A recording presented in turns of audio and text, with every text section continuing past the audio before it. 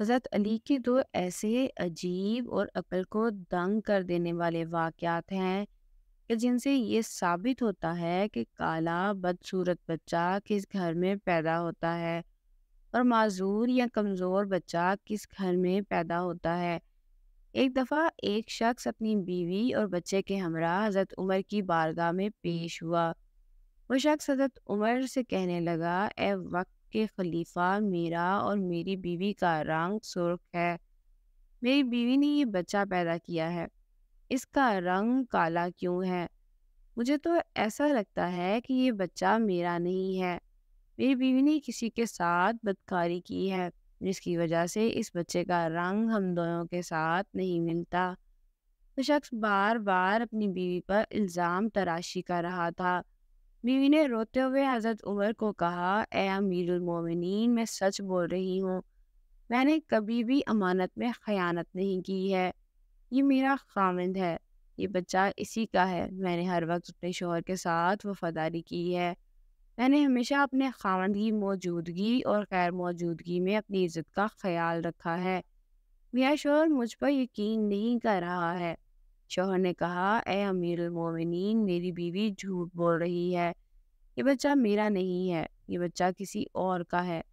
اگر یہ بچہ میرا ہوتا تو اس کا رنگ ہم دونوں جیسا ہوتا۔ اس بچے کو دیکھ کر صاف ظاہر ہوتا ہے یہ بچہ میرا نہیں ہے۔ میری بیوی جھوٹ بول رہی ہے۔ بیوی مسلسل زور و قطار رو رہی تھی۔ خاوند اپنی بیوی کی ایک بات بھی سننے کو تیار نہیں تھا۔ یہ معاملہ بہت ہی پیچیدہ تھا۔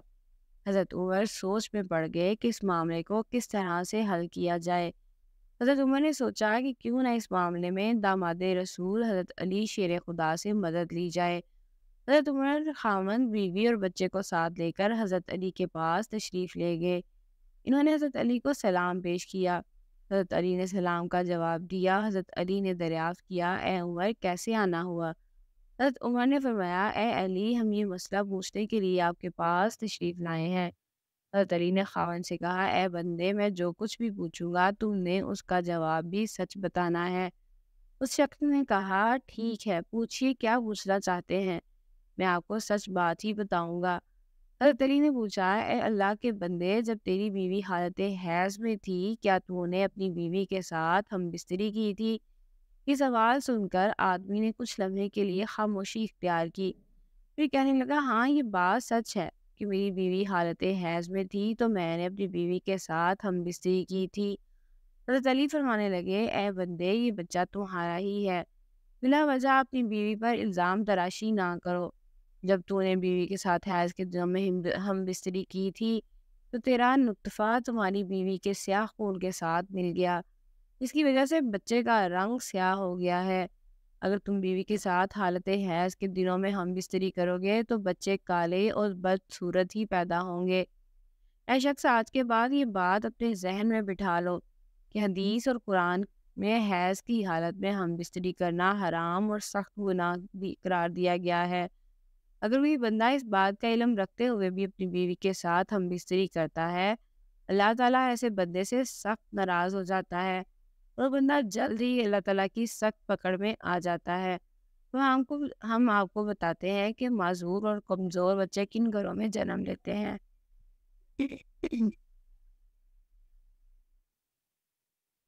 مدینہ منورہ کا واقعہ ہے کہ ایک خوبصورت اور جوان لڑکی شادی ایک بوڑھے آدمی سے ہو گئی۔ شادی کی پہلی رات میاں بیوی نے ہم بستری کی۔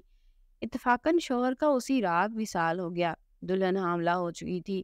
جب بیوی نے بچے کو جنم دیا تو لوگوں نے اس لڑکی پر طرح طرح کے الزام تراشی کرنا شروع کر دی کہ اس کا میاں تو پہلی رات ہی انتقال کر گیا تھا، اس لڑکی نے جس بچے کو جنم دیا ہے وہ بچہ حرام کا بچہ ہے، اس کے خاوند کا نہیں ہے، کیونکہ وہ تو پہلی رات ہی مر گیا تھا۔ تو یہ بچہ کیسے پیدا ہو گیا؟ اس بوڑھے کی دوسری شادی تھی۔ اس بوڑھے کا پہلی بیوی سے ایک لڑکا تھا۔ اس لڑکے نے اپنی سوتیلی ماں پر الزام لگانا شروع کر دیا۔ وہ کہنے لگا کہ اس عورت نے کسی کے ساتھ زنا کیا ہے، یہ بچہ میرے باپ کا نہیں ہے، یہ بچہ حرام کی اولاد ہے۔ الزام پیش سوتیلا بیٹا تھا، کیونکہ وہ چاہتا تھا کہ کسی طرح دنیا والے یہ مان لیں یہ بچہ میرے والد کا نہیں ہے، بلکہ اس عورت کی حرام کاری کا نتیجہ ہے، تاکہ والد کی ساری وراثت کا حقدار میں ہی ٹھہرا رہوں، کہیں یہ بچہ میرا برابر کا شریک نہ ہو جائے۔ اس وجہ سے بوڑھے کے بیٹے نے اپنی سوتیلی ماں پر الزام تراشی کی کہ میرا باپ تو شادی کی پہلی رات ہی مر گیا تھا، تو یہ بچہ کہاں سے آ گیا ہے؟ دیکھتے ہی دیکھتے وہ بچہ 4 سال کا ہو گیا اور چلتا چلتا یہ معاملہ بھی قاضی کی بارگاہ میں پہنچ گیا۔ بوڑھے کے بیٹے نے قاضی سے کہا، اے قاضی محترم، میرا بیٹا باپ تو شادی کی پہلی رات ہی مر گیا تھا، یہ بچہ میرے باپ کا نہیں ہے۔ اس عورت سے پوچھا جائے کہ یہ بچہ کس کا ہے؟ میں اس بچے کو اپنا بھائی ماننے کو تیار نہیں ہوں۔ تو تیرا بیٹا کچھ گواہوں کو ساتھ لے کر آیا تھا، گواہوں نے بھی یہی گواہی دی کہ اس کا باپ تو پہلی رات میں ہی مر گیا تھا، یہ بچہ اس کا بھائی نہیں ہے۔ یہ باتیں سن کر قاضی کو یقین ہو گیا کہ یہ بچہ عورت کی بدچلنی کا نتیجہ ہے۔ چنانچہ قاضی صاحب فیصلہ کرنے ہی والے تھے کہ حضرت علی عدالت میں تشریف فرما ہوئے۔ جب حضرت علی نے یہ سارا قصہ سنا تو حضرت علی نے بڑے بیٹے سے سوال کیا، اے بچے، یہ دونوں میاں بیوی کتنا عرصہ اکٹھے رہے تھے؟ اس بچے کو تم اپنا بھائی ماننے کو تیار نہیں ہو، بچہ کہاں ہے؟ بڑے لڑکے نے جواب دیا، اے علی، وہ بچہ اس وقت ہمارے پاس نہیں ہے۔ حضرت علی نے کہا کہ تم کل اس بچے کو اپنے ہمراہ یہاں لانا، کل انشاءاللہ تعالیٰ تمہارا فیصلہ ہو جائے گا۔ اگلے دن وہ لڑکا اپنے سوتیلے بھائی کو ساتھ لے کر آیا اور کہنے لگا، یا علی، یہی وہ بچہ ہے جس کو میں اپنا بھائی تسلیم نہیں کرتا ہوں۔ حضرت علی نے جب بچے کو دیکھا تو فرمانے لگے، میں ابھی آپ کا فیصلہ کر دیتا ہوں۔ حضرت علی نے کچھ اور بچوں کو بلایا اور ان سے فرمایا، جاؤ باہر جا کر کھیلنا شروع کر دو۔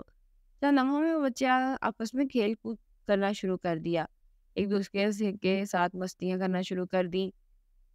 حضرت علی کو بچوں کو کھیلتے ہوئے بڑے غور سے دیکھ رہے تھے۔ کچھ دیر کے بعد حضرت علی نے بچوں کو بلایا اور فرمانے لگے، سب بچے ایک جگہ پر بیٹھ جاؤ۔ سب بچے حضرت علی کے پاس آ کر بیٹھ گئے۔ اس کے بعد حضرت علی نے سب بچوں کو ایک ساتھ کھڑے ہونے کا حکم دیا، تو سب حضرت علی کے پاس آ کر بیٹھ گئے۔ اس کے بعد حضرت علی نے سب بچوں کو ایک ساتھ کھڑے ہونے کا حکم دیا، تو سب بچے ایک ساتھ کھڑے ہو گئے۔ مولا علی ان بچوں کو بڑے غور سے دیکھ رہے تھے۔ حضرت علی نے دیکھا کہ یہ سب بچے بڑی آسانی کے ساتھ کھیل رہے ہیں، بیٹھ رہے ہیں، کھڑے ہو رہے ہیں، ان کو کھیلنے، بیٹھنے، اٹھنے میں کوئی دقت نہیں ہو رہی ہے۔ حضرت علی نے دیکھا کہ جس بچے پر الزام لگایا جا رہا ہے، اس بچے کو بیٹھنے اور اٹھنے میں کافی دقت ہو رہی ہے۔ اب نے فیصلہ یہ سنایا کہ یہ بچہ اسی بوڑھے شخص کا ہے، کیونکہ اس بچے میں کچھ کمزوریاں ہیں جن کو دیکھ کر یہ ظاہر ہوتا ہے کہ یہ بوڑھا بچے کا باپ کا بچہ ہے۔ باقی سب بچوں کو کسی قسم کی دقت نہیں ہو رہی ہے، وہ بآسانی سے چلتے پھرتے اور کھیلتے ہوئے نظر آتے ہیں، ان میں کوئی کمزوری نظر نہیں آ رہی، کیونکہ وہ جوان باپ کی اولاد ہیں۔ اللہ پاک ہم سب کو صحت مند اور خوبصورت اولاد سے نوازے۔ کمنٹ سیکشن میں آمین لکھنا ہرگز نہ بھولیے گا۔